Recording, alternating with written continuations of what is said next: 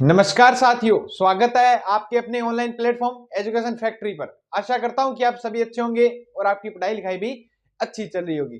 तो जैसा कि आपको पता है, आज है 8 जनवरी और आज अपने राजस्थान से संबंधित 8 जनवरी से जो भी मोस्ट इंपोर्टेंट क्वेश्चन है आने वाले एग्जामों के लिए करंट अफेयर से संबंधित, वो अपने आज करेंगे। तो जो बच्चे पहली बार चैनल पे आए हैं वो पहले चैनल को सब्सक्राइब करना नहीं भूलें, बेल आइकन जरूर दबा दीजिए ताकि आने वाली वीडियो का नोटिफिकेशन आप तक पहुंच सके। दूसरा, इस क्लास की जो पीडीएफ है वो आपको टेलीग्राम और व्हाट्सएप चैनल के माध्यम से मिल जाएगी, जिसका लिंक डिस्क्रिप्शन में दिया हुआ है। अपने पहले करेंगे कल वाले क्वेश्चनों को रिपीट, क्योंकि हमारी क्लास का मोटिव यही है कि कल वाले क्वेश्चनों को साथ लेकर चलना, क्योंकि पहले वाला क्या है, जितना भी रिपीट करते जाएंगे तो वो याद होगा। फिर अपने करेंगे आज के क्वेश्चन। तो शुरुआत करते हैं पहले कल वाले क्वेश्चन से। तो पहले कल वाले क्वेश्चन में क्या था कि देश का पहला रीजनल ड्राइविंग ट्रेनिंग सेंटर कौन सा है जिसमें अंतरराष्ट्रीय ड्राइविंग टेस्ट सेंटर के तौर पर मान्यता मिली है?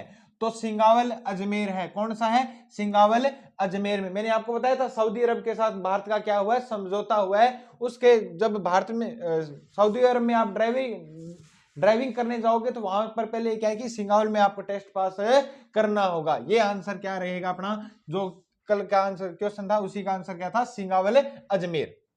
नेक्स्ट अपने बात करें तो राजस्थान में पहली बार history sheeter hardcore monitoring cell कहां बनाई जाएगी? तो जयपुर वेस्ट में बनाई जाएगी। कहां पर बनाई जाएगी? जयपुर वेस्ट में बनाई जाएगी। नेक्स्ट अपने बात करें तो राजस्थान के शिक्षा में बढ़ते कदम, मोस्ट इंपोर्टेंट क्वेश्चन है, आने वाले एग्जामों में जरूर देखा जाएगा भाई। शिक्षा में बढ़ते कदम अभियान का नाम बदलकर क्या कर दिया गया है? तो इसका नाम बदलकर कर दिया गया है मुख्यमंत्री शिक्षित राजस्थान अभियान, MSRA कर दिया गया है। अपने बात की थी इसकी शुरुआत 2022 में की गई थी। 11 जुलाई 2022 को पूर्व मुख्यमंत्री अशोक जी गहलोत ने की थी।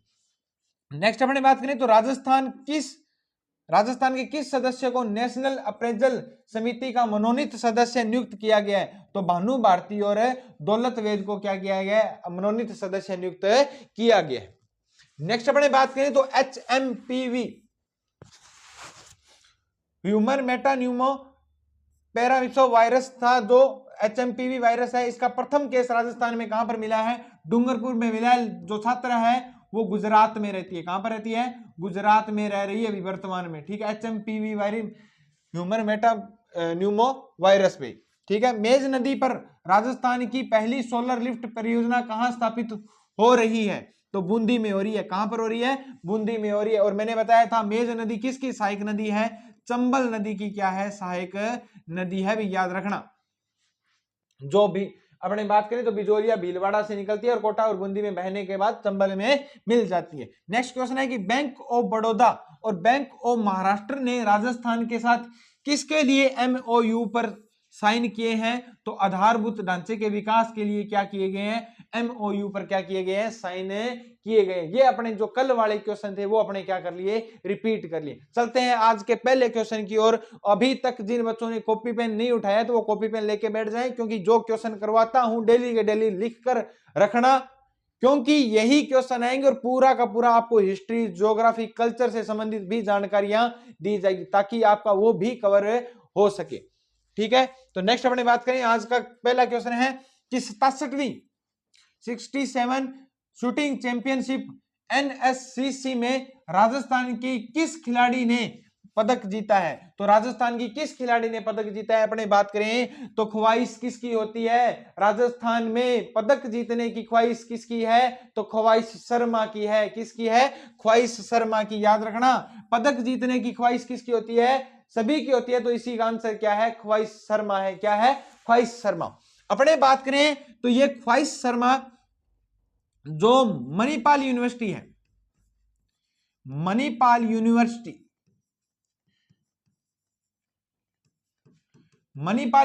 कहां पर है अपने? जयपुर में। अभी कहां पर है? जयपुर में। इस मणिपाल यूनिवर्सिटी की क्या है? एक छात्रा है। क्या है? छात्रा।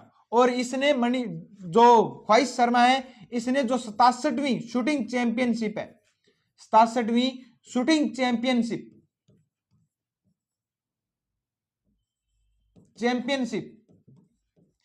जो इसका आयोजन कहां पर हुआ है, भोपाल एमपी में हुआ है। कहां पर हुआ है, भोपाल एमपी में हुआ है। इसमें क्या लिया था, भाग लिया था। क्या लिया था, भाग लिया था। और इसमें इन्होंने कौन से पदक जीते हैं, स्वर्ण और रजत।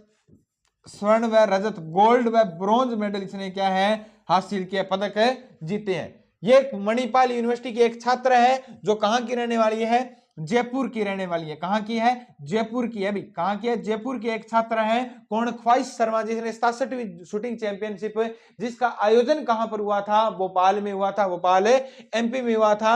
उसमें क्या है कि स्वर्ण और रजत पदक जीतते हैं। इस क्वेश्चन के बारे में जो मोस्ट इंपोर्टेंट जानकारी है ये है भी। अपने बात करें तो आने वाले जो समय में ये क्या है, चंडीगढ़ यूनिवर्सिटी में, कौन सी यूनिवर्सिटी में, चंडीगढ़ यूनिवर्सिटी में भी भाग लेगी। चंडीगढ़ यूनिवर्सिटी में भी खेलों में क्या लेगी, ये भाग लेगी भी। ये अपने बात क्या है कि मुख्य जानकारी अपने जो ख्वाहिश शर्मा है उसकी है।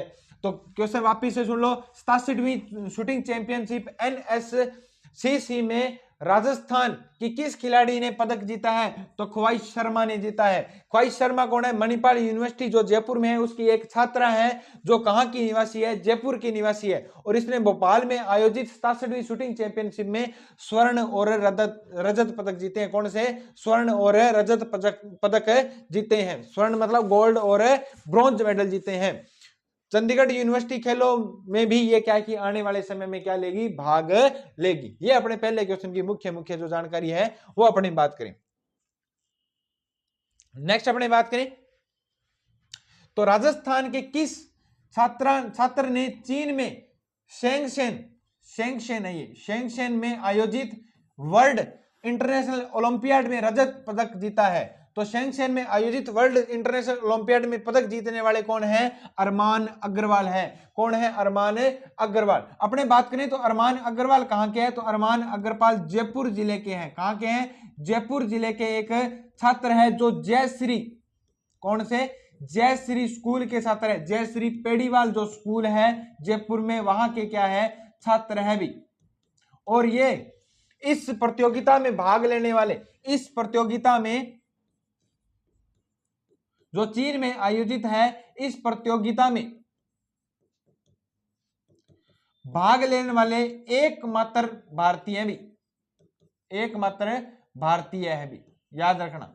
तो शेंगशेन जो चीन में आयोजित वर्ल्ड ओलंपियाड में रजत पदक जीता है, कौन सा, ब्रॉन्ज मेडल जीता है। कौन सा मेडल जीता है, ब्रॉन्ज मेडल जीता है। याद रखना, इस रजत पदक के बारे में याद रखना, कौन सा पदक जीता है, रजत पदक जीता है। किसने, अरमान अग्रवाल ने, जो कहां के निवासी है, जयपुर जिले के। यह भी पूछा जा सकता है अरमान अग्रवाल किस जिले से संबंधित है, तो जयपुर जिले से संबंधित है। स्कूल कौन सा है, जय श्री पेरीवाल जो स्कूल है, इसके क्या है, ये छात्र है भी। और ये याद रखना कि इस प्रतियोगिता में भाग लेने वाले एकमात्र क्या है, ये भारतीय है। इस प्रतियोगिता में भाग लेने वाले एकमात्र क्या है, भारतीय है। ये अपने क्या कि मुख्य जो बातें थी इस क्वेश्चन के बारे में वो अपने कर ली। नेक्स्ट अपने बात करें तो अमरख जी लेपर्ड कंजर्वेशन रिजर्व कहां है। अमरख जी लेपर्ड कंजर्वेशन रिजर्व अपने बात करें तो ये कहां पर है, उदयपुर में है। कहां पर है, उदयपुर में। वर्तमान में अपने बात करें तो जो अमरख जी लेपर्ड कंजर्वेशन है, इसके लिए डीएमएफटी ने 15,000 करोड़, कितने हजार करोड़ है, 15,000 करोड़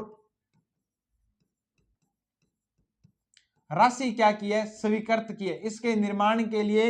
इसमें क्या है कि जो वाइल्ड लाइफ है, टूरिज्म को बढ़ावा देने के लिए वो क्या की है, 15,000 करोड़ की राशि क्या की गई है, स्वीकृत की है। किसने की है, डीएमएफटी ने क्या किया है, स्वीकृत की है भी। कितने हजार करोड़, 15,000 करोड़ इसमें क्या है कि राशि जो स्वीकृत की गई है। और याद रखना अमरख जी लेपर्ड कंजर्वेशन रिजर्व है कहां पर, तो उदयपुर में है। ये सीधा सीधा क्वेश्चन बन सकता है, कहां पर स्थित है, उदयपुर में स्थित है। इसका मुख्य उद्देश्य क्या है, तो इसका मुख्य उद्देश्य याद रखना वाइल्ड लाइफ, वाइल्ड टूरिज्म को क्या देना, बढ़ावा देना। वाइल्ड टूरिज्म को क्या देना, बढ़ावा देना भाई। वाइल्ड टूरिज्म को बढ़ावा और वन्य जीवों की क्या करना, सुरक्षा करना। वन्य जीवों की क्या करना, वन्य जीवों की सुरक्षा करना। ये इसका क्या है, मुख्य उद्देश्य। वन्य जीवों की मुख्य सुरक्षा क्या है, इसका उद्देश्य है। याद रखना इसके बारे में। तो अमरकजी लेपर्ड कंजर्वेशन रिजर्व कहां पर स्थित है? उदयपुर में स्थित है। कहां पर स्थित है? उदयपुर में। डीएमएफटी ने इसके लिए कितने करोड़ रुपए राशि स्वीकृत की है? 15,000 करोड़ रुपए क्या किया? राशि स्वीकृत की है। इसका मुख्य उद्देश्य क्या है? वाइल्ड टूरिज्म को बढ़ावा देना और वन्य जीव की क्या करना? सुरक्षा करना। अब वनों से बात आ गई तो राजस्थान की नई वन नीति, राजस्थान की नई वन नीति, याद रखना, नई वन नीति कब लागू हुई थी? ये मुख्य इंपॉर्टेंट क्वेश्चन है, आने वाले एग्जामों में जरूर पूछा जाएगा। अपने वन की बात आ गई तो मैं आपको बता दूं, राजस्थान में नई वन नीति 2023 में लागू हुई थी। 2023 जून में क्या हुई थी? लागू हुई थी। जून 2023 में क्या हुई थी? लागू हुई थी। और राजस्थान की प्रथम वन नीति कब लागू हुई थी? राजस्थान की प्रथम वन नीति 2010 में लागू हुई थी। कब हुई थी? 2010 में लागू हुई थी। दोनों चीजें याद रखना, नई वन नीति 2023 में कब? जून में हुई थी। और प्रथम वन नीति कब हुई थी? 2010 में क्या हुई थी? लागू हुई थी। याद रखना, राजस्थान के पर्यावरण व वन मंत्री कौन है? पर्यावरण व वन मंत्री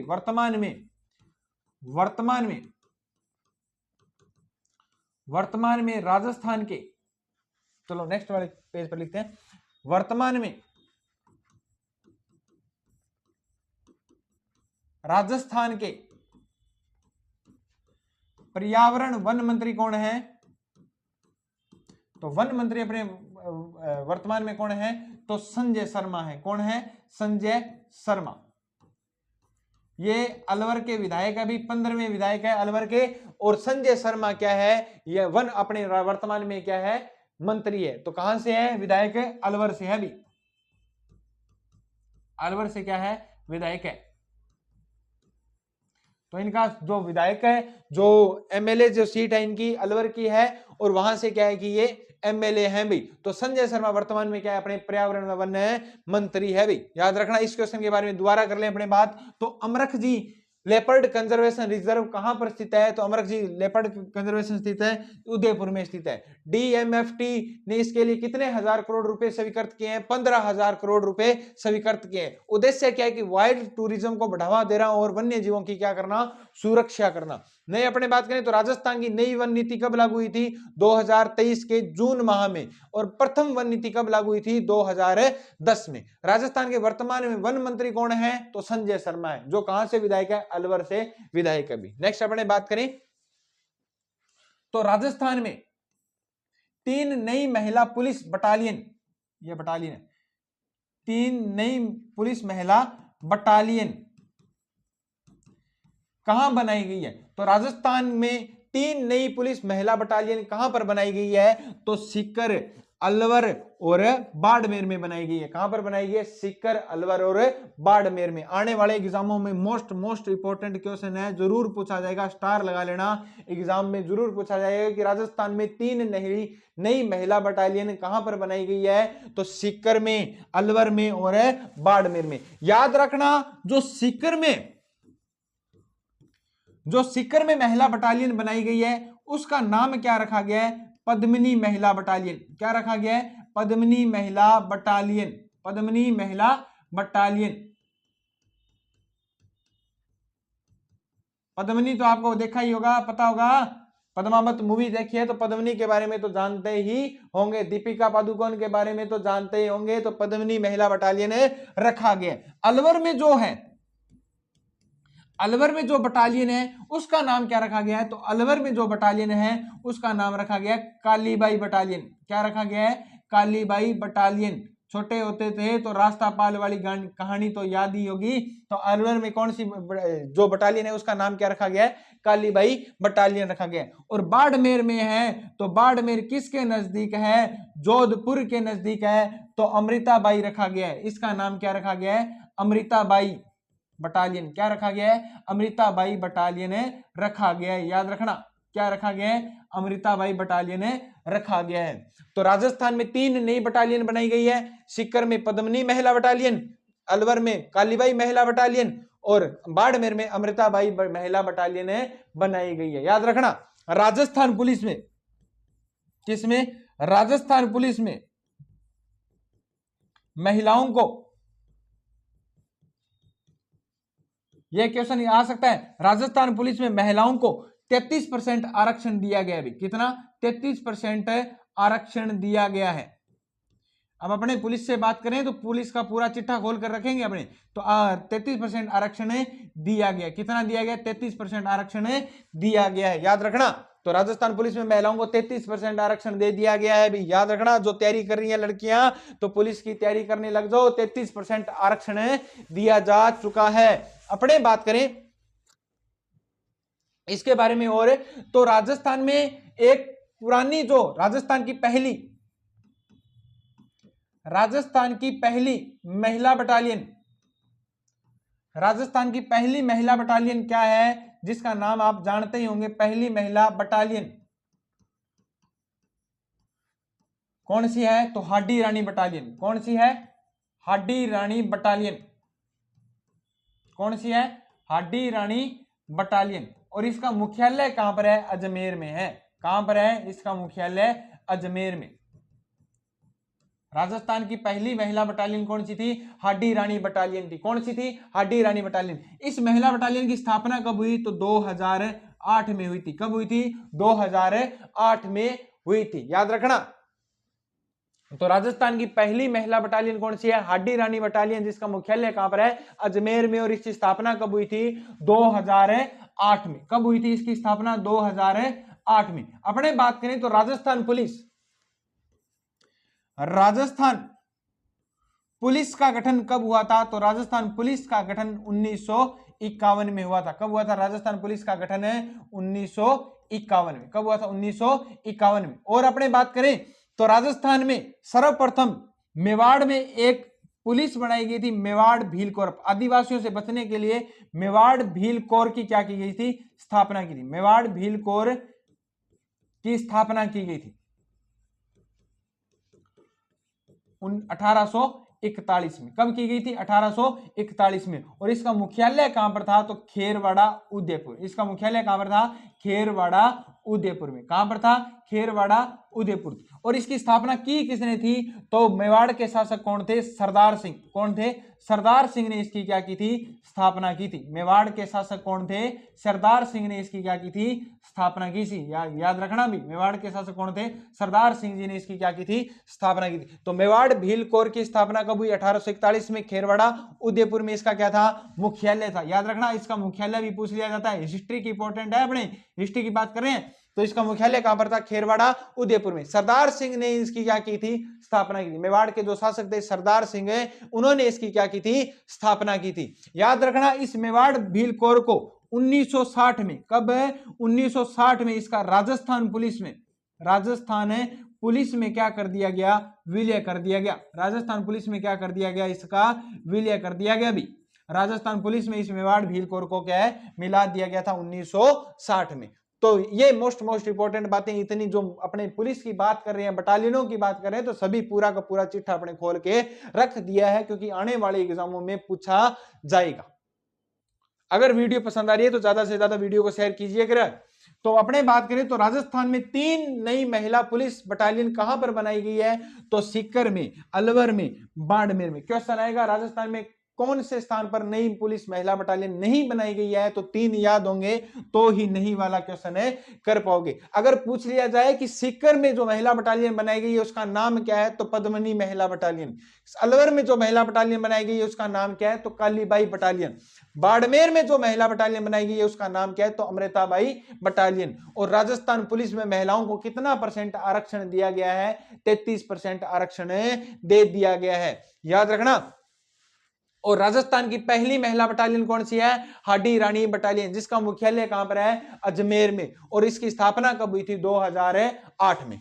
अपने बात करें तो राजस्थान पुलिस का गठन 1951 और मेवाड़ भील कोर की स्थापना कब हुई थी? 1841 में। खेरवाड़ा उदयपुर इसका क्या था? मुख्यालय था। स्थापना की किसने थी? तो मेवाड़ के शासक कौन थे? सरदार सिंह ने इसकी क्या की थी? स्थापना की थी। और 1960 में इसे क्या की? राजस्थान पुलिस में इसका क्या कर दिया गया? विलय कर दिया गया। अपने बात करें तो जो अशोक जी गहलोत ने RISF Rajasthan industrial service force बनाने की जो घोषणा की थी, उसको वर्तमान सरकार ने क्या कर दिया है? निरस्त कर दिया भी।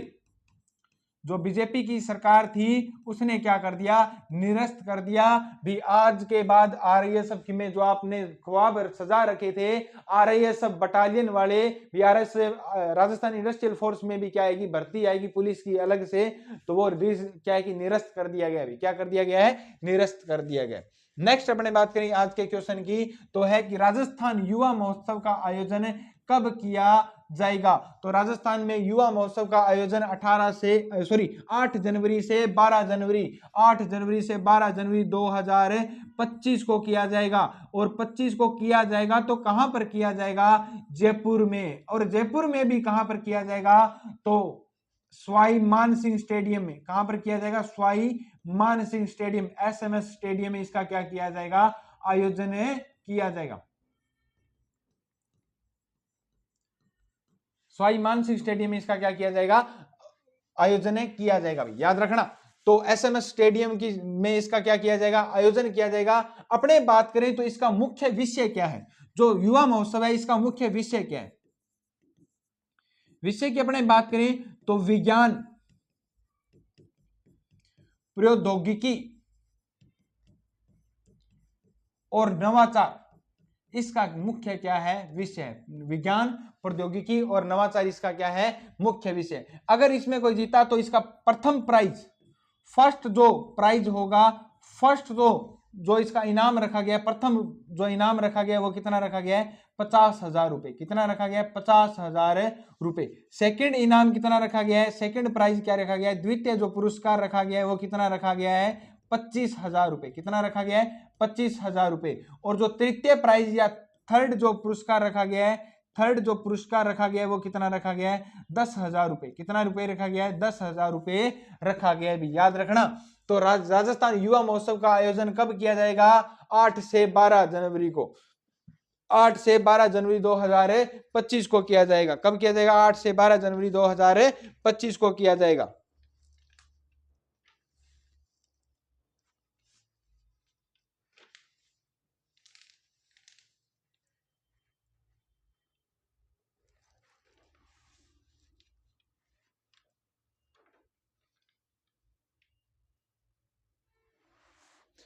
आठ से 12 जनवरी को किया जाएगा। कहां पर किया जाएगा, जयपुर में। कहां पर किया जाएगा, जयपुर में, सवाई मान सिंह स्टेडियम में किया जाएगा। और इसका विषय क्या रहेगा, विज्ञान, प्रौद्योगिकी और नवाचार रहेगा। फर्स्ट प्राइज क्या रखा गया, 50,000, सेकंड प्राइज 25,000 और थर्ड प्राइज कितना रखा गया है, 10,000 रुपए रखा गया। राजस्थान युवा महोत्सव का आयोजन कब किया जाएगा, 8 से 12 जनवरी को किया जाएगा। ये अपने क्या कि मोस्ट इंपोर्टेंट क्वेश्चन 5वां था, इसकी अपने बात कर ली। चलते हैं नेक्स्ट क्वेश्चन की ओर। राजस्थान सरकार ने महिला अधिकारिता विभाग के द्वारा चलाई गई उड़ान योजना, महिला व अधिकारिता विभाग के द्वारा चलाई गई उड़ान योजना का नाम बदलकर क्या कर दिया गया है। तो मैंने आपको बताया था भी, जो कल अपने जो राजस्थान का बढ़ते कदम, राजस्थान की शिक्षा में बढ़ते कदम अभियान का भी नाम क्या है कि चेंज कर दिया गया है। मुख्यमंत्री शिक्षित जो अभियान है उसका कर दिया गया है, तो इसका भी नाम बदल दिया गया। भी जो महिला व अधिकारिता विभाग के द्वारा योजना चलाई गई, कौन सी उड़ान योजना, उसका नाम बदलकर भी क्या कर दिया गया है, तो इसका नाम बदलकर कर दिया गया कालीबाई भील उड़ान योजना। क्या कर दिया गया, कालीबाई भील उड़ान योजना कर दिया गया। अपने बात करें तो इसका मुख्य उद्देश्य क्या है, इस योजना का मुख्य उद्देश्य क्या है। इस योजना का मुख्य उद्देश्य है कि महिलाओं और बालिकाओं को, किसको, महिलाओं और बालिकाओं को, महिलाओं और बालिकाओं को स्वच्छता के प्रति जागरूक करना। किसके प्रति, स्वच्छता के प्रति क्या करना, जागरूक करना।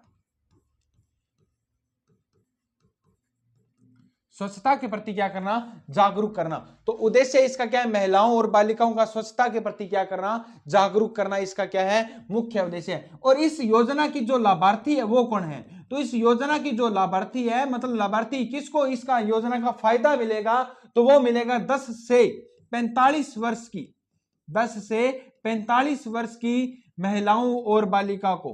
किसको, 10 से 45 वर्ष की जो महिला है और महिला और बालिकाएं हैं, उनको क्या है कि जो इस योजना का क्या मिलेगा, फायदा मिलेगा। क्या मिलेगा, फायदा मिलेगा। अपने बात करें तो इसमें जो उद्देश्य है वो क्या है, तो इसका उद्देश्य है, अपने बात करें उद्देश्य मतलब जो इसमें क्या कि दिया क्या जाएगा, तो अपने बात करें इसमें दिया क्या जाएगा, तो इसमें क्या है कि जो बालिकाएं स्कूल में, आंगनवाड़ी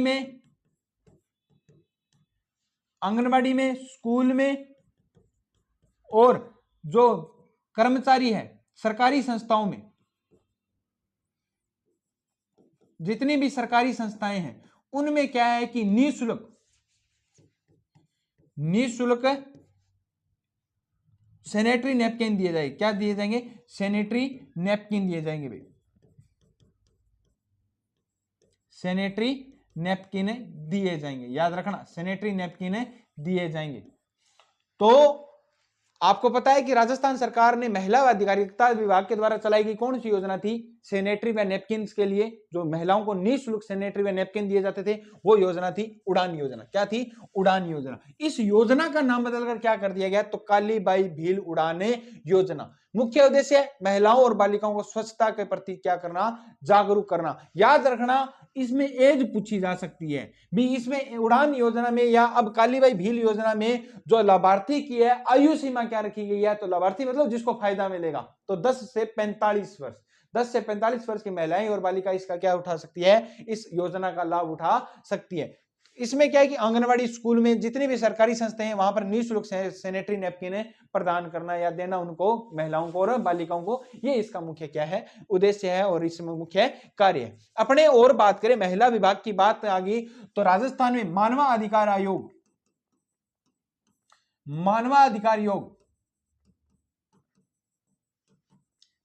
मानवाधिकार आयोग के अध्यक्ष कौन है? याद रखना, मोस्ट इंपोर्टेंट क्वेश्चन है तो आएगा।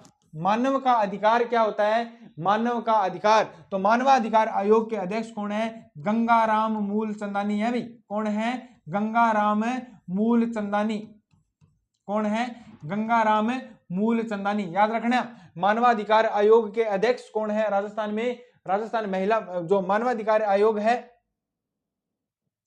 उसके अध्यक्ष कौन है? गंगाराम मूलचंदानी। कौन है? गंगाराम मूलचंदानी। अपने बात करें तो इसका गठन कब किया गया था मानवाधिकार आयोग का? तो इसका गठन किया गया था 1999 में। कब किया गया था इसका गठन? 1999 में किया गया था। और इसके जो प्रथम अध्यक्ष थे वो कौन थे? क्योंकि ये पूछा जाता है प्रथम अध्यक्ष कौन थे, ये पूछा गया है, तो कांता भटनागर। कौन थे? कांता भटनागर थे। कौन थे? कांता भटनागर थे। प्रथम अध्यक्ष कौन थे? कांता भटनागर थे। तो मानवाधिकार आयोग के वर्तमान में अध्यक्ष कौन है? तो वर्तमान अध्यक्ष याद रखना गंगाराम मूलचंदानी। कौन है? गंगाराम मूलचंदानी। और 1999 में इसका क्या किया गया था? गठन किया गया था। प्रथम अध्यक्ष कौन है? कांता भटनागर है। याद रखना, इस जो मानवाधिकार आयोग का अध्यक्ष है इसका कार्यकाल कितना होता है? कार्यकाल भी याद रखना काफी बार पूछा गया है। तो कार्यकाल इसका कितना है? तो इसका कार्यकाल है 3 वर्ष और अधिकतम 70 वर्ष की आयु। 3 वर्ष और अधिकतम 70 वर्ष की आयु इसका क्या है? कार्यकाल है भी। 70 वर्ष की आयु इसका क्या है? कार्यकाल। याद रखना, राजस्थान में जो मानवाधिकार आयोग है इसका अध्यक्ष कौन है वर्तमान में? गंगाराम मूलचंदानी जी है। और 1999 में इसका क्या किया गया था? गठन किया गया था। प्रथम अध्यक्ष कौन? कांता भटनागर। और इसके अध्यक्ष का कार्यकाल कितना है? 3 वर्ष और अधिकतम कितने? 70 वर्ष आयु भी। 3 वर्ष, तो अपने ईयर की बात करें तो अधिकतम 3 वर्ष है और जो आयु है वो कितनी है? 70 वर्ष तक। 70 वर्ष तक जो भी पहले वो क्या आपके लिए होगा भी। तो ये है अपने जो मुख्य जो बातें थी उसके बारे में अपने बात कर ली। अपने बात करें तो कालीबाई का नाम आ गया। इस योजना का नाम क्या रखा गया? कालीबाई भील उड़ान योजना। तो मैं आपको एक हिस्ट्री की तरफ से एक और करवा देता हूं, रास्तापाल कांड। कौन सा कांड है? रास्तापाल घटना। रास्तापाल घटना याद रखना, रास्तापाल घटना 19 जून 1947। 19 जून 1947 रास्तापाल घटना। छोटी क्लासों में सबने पढ़ी होगी। हुआ क्या था कि जो डूंगरपुर के शासक थे कौन थे? लक्ष्मण सिंह। कौन थे? लक्ष्मण सिंह। डूंगरपुर के शासक थे कौन थे? लक्ष्मण सिंह ने क्या लगा दी थी? स्कूलों पर रोक लगा दी थी। स्कूल खोलने पर क्या लगा दी थी? रोक लगा दी थी। तो प्रजामंडल आंदोलन के सदस्यों ने क्या किए थे? स्कूल खुलवाए थे। क्या खुलवाए थे? स्कूल खुलवाए थे। प्रजामंडल आंदोलन के जो भी व्यक्ति थे डूंगरपुर के, उन्होंने क्या खुलवाए थे? स्कूल खुलवाए थे। अब और गांवों में जाकर क्या की? प्रयाण सभाएं की थी। क्या की थी? प्रयाण सभाएं। याद रखना, डूंगरपुर प्रजामंडल में कौन सी सभाएं की गई थी? प्रयाण सभा। मतलब घूम घूम कर लोगों को कहा था कि स्कूल हम खोलेंगे। अगर कोई भी स्कूल में, अगर किसी गांव में प्रयाण सभा करते, मतलब आज मान लो इस गंगानगर में क्या कर रहे हैं? प्रयाण सभा कर रहे हैं। और प्रयाण सभा कर रहे हैं तो वहां पर जाकर कहते आप स्कूल खोलो और आप में से जो भी इंटेलिजेंट है आप उस स्कूल में पढ़ाओ। तो ये प्रयाण सभाएं डूंगरपुर में की गई थी। ये भी क्वेश्चन आ सकता है, किस प्रजामंडल आंदोलन में प्रयाण सभाएं की गई थी? तो डूंगरपुर प्रजामंडल आंदोलन में प्रयाण सभाएं की गई थी। तो जो डूंगरपुर का एक गांव था जिसका नाम क्या था? रास्तापाल। क्या नाम था? रास्तापाल। और रास्तापाल गांव में जो प्रजामंडल से संबंधित दो व्यक्ति थे,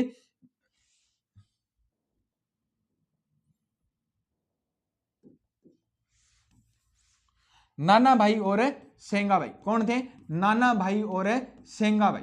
कौन थे? नाना भाई और सेंगा भाई। नाना भाई और सेंगा भाई।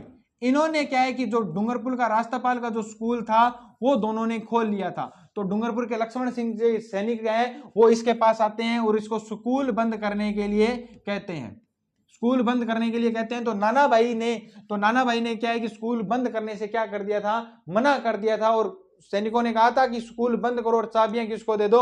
हमारे को दे दो। और इसका विरोध किसने किया था? नाना भाई ने किया था। किसने किया था? तो नाना भाई के वहीं पर क्या मार दी गई थी? गोली मार दी गई थी। क्या मार दी गई थी? गोली मार दी गई थी। और सेंगा भाई के दोनों हाथ बांधकर उनको जीप के पीछे क्या है? घसीटा गया था। तभी एक रास्ते में एक छोटी सी बच्ची आ रही थी, 13 वर्ष की। 13 वर्ष की एक भील बच्ची थी जिसका नाम क्या था? कालीबाई। क्या नाम था? कालीबाई। कौन थी? कालीबाई। वो अपने स्कूल से अपने खेत से आ रही थी और अपने खेत से क्या की? हंसिया, मतलब जो द्रांति होती है उसके हाथ में थी। वो आ रही थी तो उसने सोचा कि मेरे फेवरेट टीचर को, सेंगा भाई को क्या है कि जो सैनिक है वो जीप के पीछे क्या है कि बांध कर ले जा रहे हैं। और उसने कहा कि मैं मेरे फेवरेट टीचर को क्या है कि नहीं जाने दूंगी। तो उसने क्या है कि वो हंसी से क्या काट दी थी? रस्सी काट दी थी। उस रस्सी काट दी तो सैनिकों ने बिना सोचे समझे क्या है कि इस छोटी सी बालिका के क्या मार दी गई थी? गोली मार दी थी। क्या मार दी थी? गोली मार दी थी। लेकिन सेंगा भाई तो वहीं से क्या है कि चप्पलें उठाते हैं और वहां से क्या हो जाते हैं? फरार हो जाते हैं। तो नाना भाई और कालीबाई, इन दोनों का क्या है कि स्मारक बना हुआ है। इन दोनों का जो क्या है? स्मारक बना हुआ है। कहां पर? गेप सागर तालाब पर। कहां पर बना हुआ है? गेप सागर तालाब, जो कहां पर है? डूंगरपुर में। कहां पर है? गेप सागर तालाब पर क्या बना हुआ है? डूंगरपुर में। इन दोनों का क्या बना हुआ है? स्मारक बना हुआ है। तो कालीबाई की बात आ गई तो हिस्ट्री से संबंधित एक कांड याद करवा दिया। याद रखना, डूंगरपुर के प्रजामंडल आंदोलन में कौन से आंदोलन में? प्रजामंडल आंदोलन में क्या किया गया था? प्रयाण सभाओं का क्या किया गया था? आयोजन किया गया था। इतनी बातें आपको बता दी हिस्ट्री से संबंधित। क्लास लगाओगे तो हिस्ट्री, कल्चर, ज्योग्राफी सभी कवर करते चलेंगे अपने। ठीक है, तो ये अपने क्या है कि कालीबाई से संबंधित बात आ गई थी तो मैंने आपको बता दी। वापिस से देख लो इस क्वेश्चन की बात। तो क्वेश्चन क्या है कि राजस्थान सरकार ने महिला व अधिकारिता विभाग द्वारा चलाई गई उड़ान योजना का नाम बदलकर क्या कर दिया गया? तो कालीबाई भील उड़ान योजना कर दिया गया। आने वाले एग्जामों में जरूर पूछा जाएगा भाई।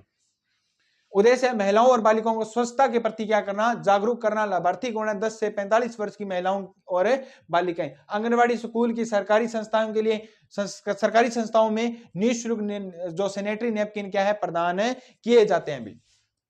मानवाधिकार के आयोग के वर्तमान में अध्यक्ष कौन है? तो गंगाराम मूलचंदानी है। इसका गठन कब किया गया था? 1999 में। और प्रथम अध्यक्ष कौन थे? कांता भटनागर। कौन थे? कांता भटनागर।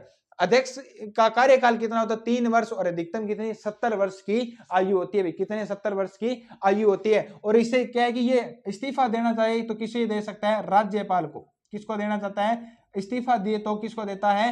राज्यपाल को। अगर अपने इसको हटाने की बात करें तो इसे हटा कौन सकता है? हटा इसको राष्ट्रपति सकता है भाई। हटाया किसके द्वारा जाता है? राष्ट्रपति के द्वारा। किसके द्वारा? राष्ट्रपति के द्वारा हटाया जा सकता है। ये बातें भी क्या कि पॉलिटी की थोड़ी सी याद रखना।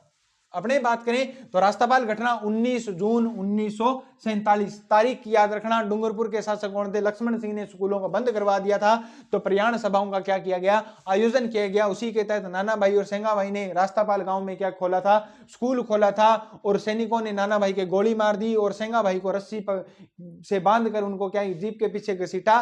तो एक 13 वर्ष की भील बालिका थी जिसका नाम क्या था? काली बाई। उसने क्या कि हंसिए से वो रस्सी काट दी और उसको क्या मार दी गई थी? गोली मार दी गई थी। तो नाना भाई और सेंगा भाई का और नाना भाई और काली बाई का जो स्मारक बना हुआ है वो गैप सागर तालाब डूंगरपुर में बना हुआ है। ये अपने क्या कि मुख्य जो क्वेश्चन की बातें थी वो कर ली। आज का अंतिम क्वेश्चन है कि राज्य स्तरीय गणतंत्र दिवस समारोह का आयोजन कहां किया जाएगा? तो राज्य स्तरीय जो गणतंत्र दिवस है अभी 26 जनवरी आ रही है, तो इसके समारोह का आयोजन कहां पर किया जाएगा? तो उदयपुर में किया जाएगा भाई। कहां पर किया जाएगा? उदयपुर में किया जाएगा। उदयपुर के बारे में याद रखना, उदयपुर का शुभंकर क्या है? तो उदयपुर का शुभंकर है कब्र बिज्जू। क्या है?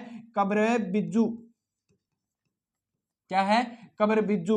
याद करें तो आरजे की अपने बात करें तो आरजे नंबर इसका कितना है? 27 है भाई। कितना है? 27 है। इसे क्या कहते हैं? झीलों की नगरी कहा जाता है। क्या कहा जाता है? झीलों की नगरी कहा जाता है। अपने अन्य नाम और बात करें तो फाउंटेन व माउंटेन का शहर कहा जाता है। फाउंटेन व माउंटेन का शहर कहा जाता है। फाउंटेन व माउंटेन का शहर कहा जाता है किसको? उदयपुर को।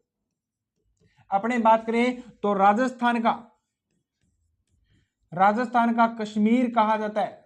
क्या कहा जाता है? राजस्थान का कश्मीर कहा जाता है। अपने बात करें तो इसकी आकृति कैसी है? तो इसकी आकृति है भाई ऑस्ट्रेलिया जैसी। कैसी है? ऑस्ट्रेलिया जैसी है भाई।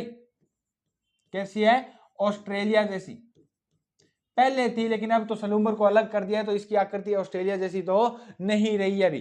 तो शुभंकर कब्र बिज्जू, आरजे 27, झीलों की नगरी, फाउंटेन व माउंटेन का शहर, राजस्थान का कश्मीर, आकृति कैसी है? ऑस्ट्रेलिया जैसी। और उदयपुर से एक जिला अलग किया गया है। याद रखना, उदयपुर से कौन सा जिला अलग किया गया? तो 17 मार्च 2023 को। कब? 17 मार्च 2023 को एक जिला अलग कर दिया गया था जिसका नाम क्या था? सलूम्बर। क्या नाम था? सलूम्बर। सलूम्बर जिला क्या कर दिया गया था? अलग कर दिया गया था। किसी समय में ये फर्स्ट ग्रेड मेवाड़ का क्या होता था? ठिकाना हुआ करता था। आज ये क्या है? जिला है। क्या है? जिला। लेकिन अब नए जिले बने, उसमें निरस्त भी इसको नहीं किया गया। तो 17 मार्च को क्या जिला बनाया गया था? 8 अगस्त 2023 को इन्होंने अपना काम क्या कर दिया था? नए जिलों ने प्रारंभ कर दिया था। लेकिन अनूपगढ़ वालों के साथ तो होगी कहानी। और जिला कलेक्टर भी लिखवाया था। जिला कलेक्टर श्री गंगानगर से हटाकर क्या किया था? अनूपगढ़ किया था। वापिस रंग वाला खर्चा तो करना पड़ेगा भाई। तो 17 मार्च 2023 सलूम्बर और 8 अगस्त 2023 को इन्होंने क्या कर दिया था? प्रारंभ कर दिया था काम अपना। अपने बात करें तो उदयपुर में भारत की दूसरी तथा राजस्थान की पहली भारत की दूसरी तथा राजस्थान की पहली सबसे बड़ी भारत की दूसरी तथा राजस्थान की पहली सबसे बड़ी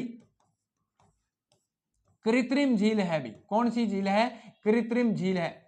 कृत्रिम झील कौन सी है? जयसमंद झील है। कौन सी झील है? जयसमंद झील है भी। कौन सी झील है? जयसमंद झील है। जो कैसी है? मीठे पानी की झील है अभी। कौन सी झील है? मीठे पानी की झील है। अपने बात करें तो इस झील का अन्य नाम क्या है? डेबर झील है भी। क्या नाम है? डेबर झील है। क्या नाम है? डेबर झील। अपने बात करें तो भारत की दूसरी तथा राजस्थान की पहली बड़ी कृत्रिम झील कौन सी है? तो सबसे बड़ी कृत्रिम झील कौन सी है? तो जयसमंद झील है। सबसे पहली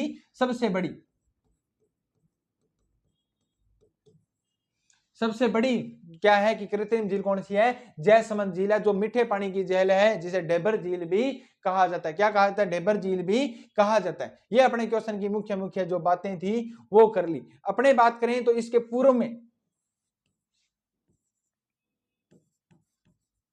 उड़िया का पठार है। कौन सा पठार है, उड़िया का पठार, याद रखना। ये क्वेश्चन भी कई बार आया हुआ है। ये क्वेश्चन के बारे में मुख्य मुख्य जो बातें थी इस क्वेश्चन के बारे में। तो राज्य स्तरीय गणतंत्र दिवस का समारोह का आयोजन कहां पर किया जाएगा, उदयपुर में किया जाएगा। उदयपुर के बारे में याद रखना, शुभंकर क्या है, कब्र बिज्जू है, और आरजे कितना है, 27 है। आरजे कितना है इसका, 27 है भी, आरजे 27 है। और जिले की नगरी कहा गया फाउंटेन, माउंटेन का शहर क्या है, राजस्थान का कश्मीर कहा गया है। और एशिया का वियना भी कहा जाता है इसको। क्या कहा जाता है, एशिया का वियना, एशिया का वियना भी कहा जाता है भी। अपनी बात करें, इसे जिंक नगरी भी कहा जाता है, एशिया का वियना। और राजस्थान का कश्मीर। और आकृति कैसी है, ऑस्ट्रेलिया जैसी है। याद करें तो 17 मार्च 2023 को उदयपुर से अलग क्या कर दिया गया था, सलूंबर को अलग कर दिया गया था। मेवाड़ का फर्स्ट ग्रेड का ठिकाना भी होता था सलूंबर, याद रखना। मेवाड़ जो रियासत होती थी वो फर्स्ट ग्रेड ठिकाना भी होता था। राजस्थान की सबसे प्राचीन जो रियासत थी वो भी क्या थी, मेवाड़ थी। तो भारत की दूसरी तथा राजस्थान की पहली सबसे बड़ी कृत्रिम झील कौन सी है, जयसमंद झील है, जो मीठे पानी की है, जिसे अन्य नाम क्या है, डेबर झील है। और इसके पूर्व में कौन सा पठार है, उड़िया का पठार स्थित है। ये अपने जो मुख्य मुख्य बातें थी आज के क्वेश्चन की वो कंप्लीट होती है। अब अपने बात करते हैं सुजस बुलेटिन की। तो सुजस बुलेटिन की बात करें तो राज्य स्तरीय गणतंत्र दिवस समारोह उदयपुर में आयोजन किया जाएगा। ये देखो बड़ा बड़ा लिखा हुआ है, उदयपुर में आयोजन किया जाएगा। राजस्थान युवा महोत्सव 5 दिवसीय जो किया जाएगा 8 से 12 जनवरी। 8 जनवरी से क्या होगा, शुरू होगा। 8 जनवरी से क्या होगा, शुरू होगा भी। 12 जनवरी तक विभिन्न कार्यक्रम क्या किए जाएंगे, आयोजित किए जाएंगे। खेल से संबंधित, किससे संबंधित, खेल से संबंधित। और अपने बात करें तो विज्ञान से संबंधित वह कला करते हैं, इसमें क्या की जाएगी, आयोजित की जाएगी भी। ये अपने बात करें तो इसमें विजेताओं को 50,000 रुपए, और सेकंड को 25,000 रुपए, प्रथम को 50, सेकंड को 25,000 रुपए, और थर्ड को 10,000 रुपए राशि क्या दी जाएगी। अपने बात कर ली है भाई, ये अपने बात कर ली है। नेक्स्ट अपने बात करें तो राइजिंग ग्लोबल के बारे में अपने पूरी की पूरी बातें कर ली है। ये अपने जो मुख्य मुख्य जो बातें थी वो कर ली सुजस है बुलेटिन की। तो ये अपने बातें करी थी कल, क्योंकि एमओयू पर क्या किए गए थे, हस्ताक्षर किए थे। याद रखना भी जो राइजिंग अप है वो 9, 10, 11 को आयोजन किया गया था। इसमें कितने करोड़, 35 लाख करोड़ के जो एमओयू पर क्या किए गए, हस्ताक्षर किए गए हैं। अपने बात करें तो कल का क्वेश्चन था सुशीला मीणा का संबंध किस जिले से है। सुशीला मीणा का संबंध अपने बात करें तो प्रतापगढ़ जिले से है। वही सुशीला मीणा है जो जहीर खान की तरह क्या फेंकती है, बॉल फेंकती है। और इसे आरसीए ने, राजस्थान क्रिकेट एसोसिएशन ने क्या लिया है, गोद लिया है भी। आरसीए ने क्या लिया है, गोद लिया है। राजस्थान क्रिकेट एसोसिएशन ने क्या लिया है, इसे गोद लिया है। तो जिन बच्चों ने आंसर दिया था उनका बिल्कुल सही है भाई, क्या है, सही है। आज का अपने क्वेश्चन की बात करें तो आज का अपना क्वेश्चन है बैंक ऑफ बड़ौदा तथा बैंक ऑफ महाराष्ट्र ने कितने रुपए प्रति वर्ष देने के लिए कहा है, कितने रुपए ऋण प्रति वर्ष देने के लिए कहा है। तो ये है आपके सामने ऑप्शन है 35,000 करोड़, 30,000 करोड़, 20,000 करोड़, 10,000 करोड़ रुपए क्या है ऋण देने के लिए बात कही है। तो चारों ऑप्शन आपके सामने हैं और कमेंट में जरूर आप क्या कि इसके आंसर बताना। अगर आज क्लास में मजा आया है तो ज्यादा से ज्यादा वीडियो को शेयर कर दीजिए। जो भी आपके सगे संबंधी है, जो भी राजस्थान की भर्तियों की तैयारी कर रहे हैं, तो आपको सभी चीजों से जोड़कर करंट के बाद में अपने बात करें, करंट लगता है तो ज्योग्राफी, हिस्ट्री और कल्चर भी निकलता है। तो चारों के साथ जोड़ा जाएगा। तो अगर क्लास में मजा आया तो ज्यादा से ज्यादा वीडियो को शेयर कर दीजिए और चैनल को सब्सक्राइब करना नहीं भूलें। बेल आइकन जरूर दबा दीजिए ताकि आने वाली वीडियो का नोटिफिकेशन आप तक पहुंच सके। और इस क्लास की जो पीडीएफ है वो आपको टेलीग्राम और व्हाट्सएप चैनल के माध्यम से मिल जाएगी, जिसका लिंक डिस्क्रिप्शन में दिया गया है। मिलते हैं नेक्स्ट क्लास में। जय हिंद, जय भारत,